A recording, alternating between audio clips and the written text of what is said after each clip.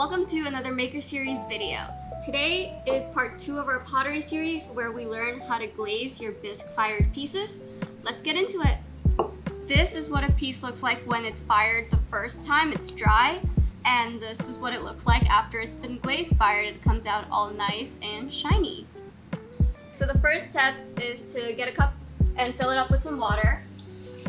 This is just so if you switch out some colors, you can clean up your brush, and we have an assortment of brushes for you to choose between. I just like a little rounded one, and you can find a napkin wherever, and that's all you really need to start glazing. The next thing that you should do is choose your glaze. We have an assortment of them. We have about 12. Each of them are labeled with their name, but on the top we have what the actual description looks like. So just gonna take, let's see, I like green, so I'll go with this green color. So first thing, you want to shake it up a little bit because they're a lot thick, so you want to thin it up a bit. And once you open it, you can start painting all over your pot.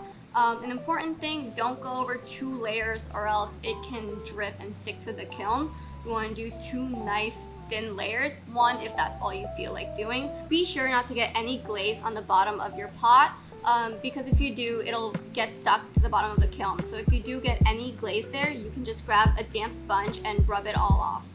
If you want to be 100% sure that you don't get your pot stuck to the kiln, you can bring in a bottle of wax resist. All it does is you paint a bit of wax on the bottom and it melts away in the kiln and doesn't get stuck to anything. You can also use this to make designs. No glaze will stick to it, and you can add like little hearts, mushrooms, whatever you want to the outside or inside of your pots. Now we're gonna get on to the painting, finally. I just take my brush. Sometimes I just go to the cap because there's a lot of glaze there already.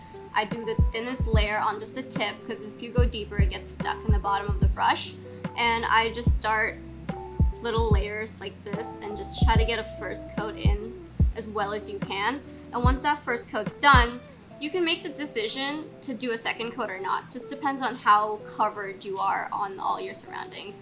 Now keep in mind, if you're using this cup to drink out of or eat out of, you have to glaze the inside or else it'll not be food safe. All the glazes that we have are food safe.